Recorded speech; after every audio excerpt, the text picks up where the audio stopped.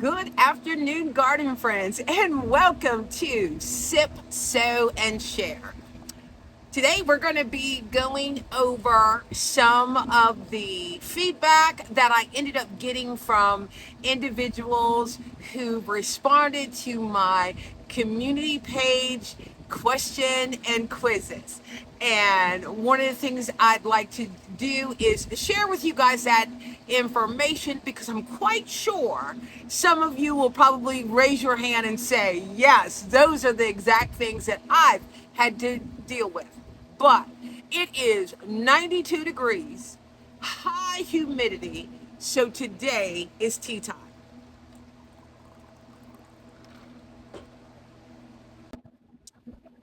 So let's get started.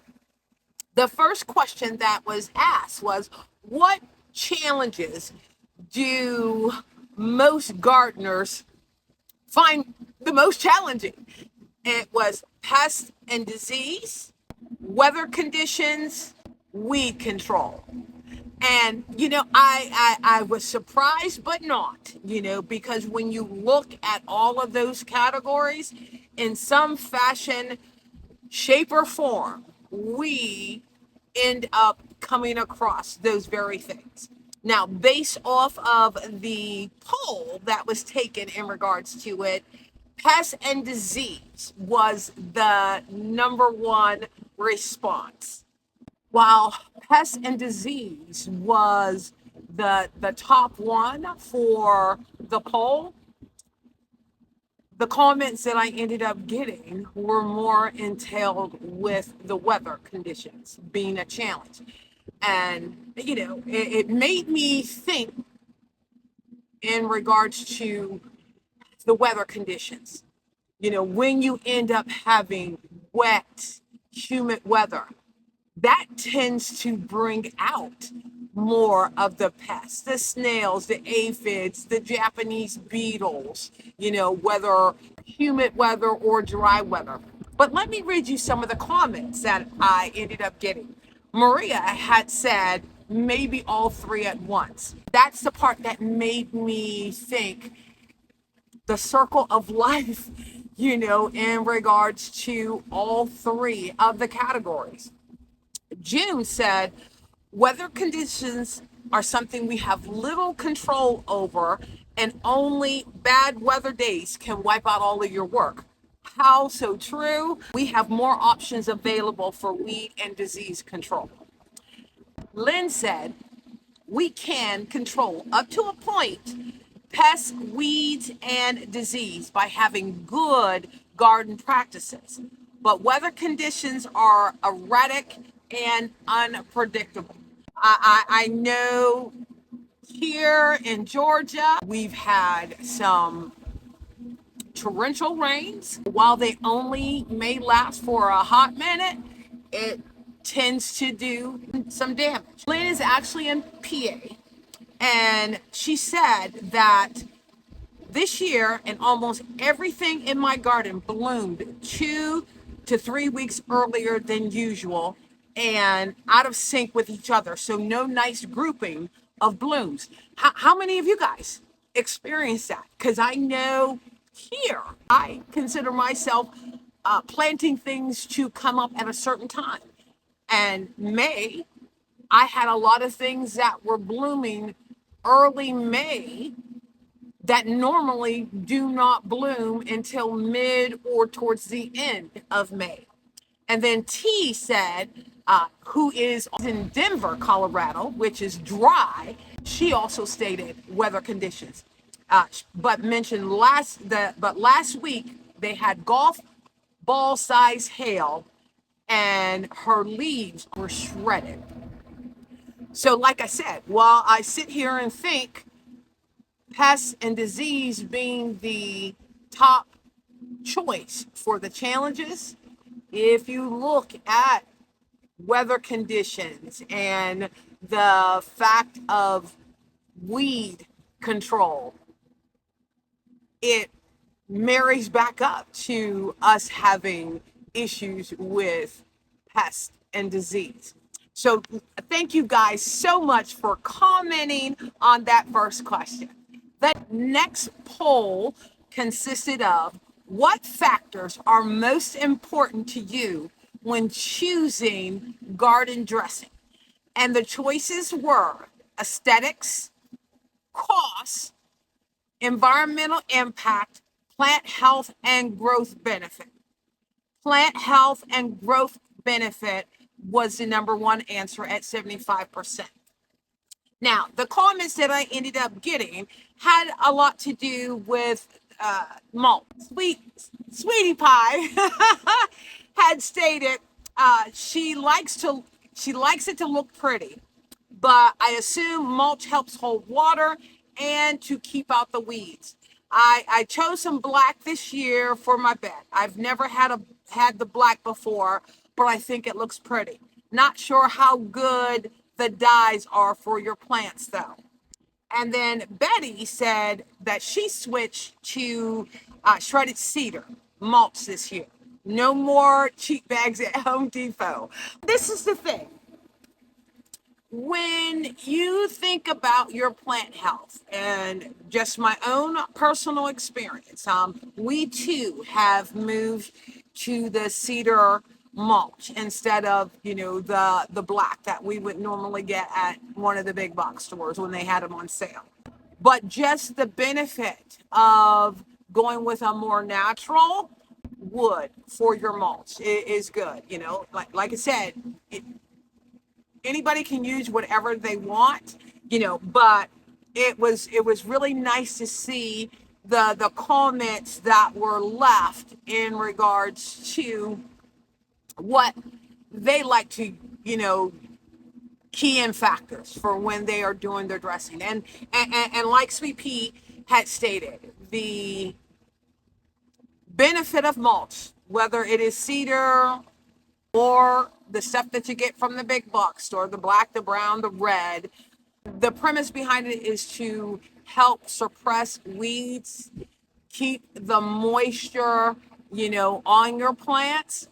But then at the same time, you want may not easily break down, because then when you do a analysis, if you're ending up getting cedar and it ends up lasting longer than the brown, black, or red mulch, the cost savings for you. That initial upfront cost may be a little bit more, not that much if my memory serves me correctly, unless when it goes on sale.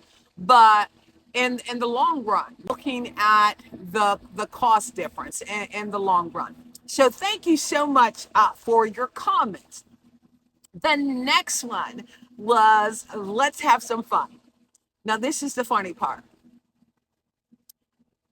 Kevin is a history buff. Okay, he watches all kinds of history stuff. And when I had mentioned I wanted to come up with something unique, you ask, he brought this question up. What ancient civilization is credited with creating the first greenhouse? And I'm looking at him sideways like, how would that be something that she would know? And the options were the Greeks, the Romans, or the Babylonians. Babylonians got 52%, Romans got 39%, and the Greek got 9%. And it was actually the Romans. Like I said, I had to do some research on this. And this is so intriguing as far as why they came up with it. And I'll put the link where I got this information from, because there was like tons of more information. It says the Romans are credited with the creation of the first greenhouse, known as Spectaculaire. I think I'm saying that right. It says these structures allowed them to grow plants, especially cucumbers, in the colder months. And the individual Virus, the Roman architect and engineer, described a method for creating protective environments for plants. He wrote about structures covered with transparent sheets of selenite. It's a type of material that lets light through while protecting plants from cold winds. And then, like I said, I'll put the link for the rest of the material. And then you had Emperor Tiberius cucumber. Roman historian Pliny the Elder recorded that Emperor Titus, between 42 BCE and 37 AD, had a particular fondness of cucumbers. To ensure a consistent supply, gardeners devised a method of growing them in this particular era, which were covered frames or shelters that trapped heat. These structures could be moved to follow the sun and keep warm with hot water from below.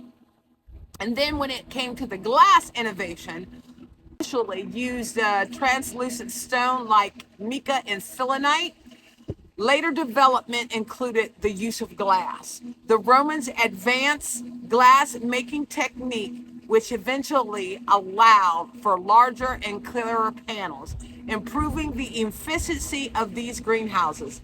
These innovations by the Romans laid the groundwork for modern greenhouse technology, showing their ingenuity and agricultural practices. Isn't that fascinating? And that's the thing about gardening. You end up learning something. Like I said, would have never known. That would have been something that Kevin would come up with a question for me. So thank you guys who ended up participating in the poll. That was great. The next question was, how do you prefer to learn about garden techniques? The options were watch videos, read books or articles, attend workshops, or join garden groups. The number one answer was watching videos at 87%. And this is the thing, individuals learn different ways. I am a visual person, but I also like to read books. I had just got this new book. I haven't broke it open yet, but it is dealing with vegetable garden. Because I started a new vegetable garden. Figure I got the plants and flowers down. Now I need to learn more about vegetable gardens. And there's a couple individuals that I follow on YouTube that their focus is also having a vegetable garden, like a lot of homestead garden channels that I end up watching. This is all about being able to share knowledge, best tips, build a community that is blossoming so that we can continue to learn from each other, possibly, make friendships, because I do know some of my subscribers that are here in Georgia had the opportunity to meet, and we continue to communicate. I know with a video that Janie from Dig, Plant, Water, Repeat had done I think it's called Grow Your Garden series that she did, or How Do You Grow Your Garden, and ended up connecting with some wonderful ladies that participated that we now do collaborations on. That's the beauty of this. I am so thankful for those of you that participated in my community board question and quiz. I so appreciate it. And I welcome anyone to go ahead, whether you're subscribed or not. I would prefer you to be subscribed, to where we can grow this community, connect, and help each other out during our garden journeys. Well, thank you guys so much. Tuning in. I will see you next month in August, the third Thursday. Thank you again for visiting Inspiring Garden Corner, and you have yourself a wonderful day.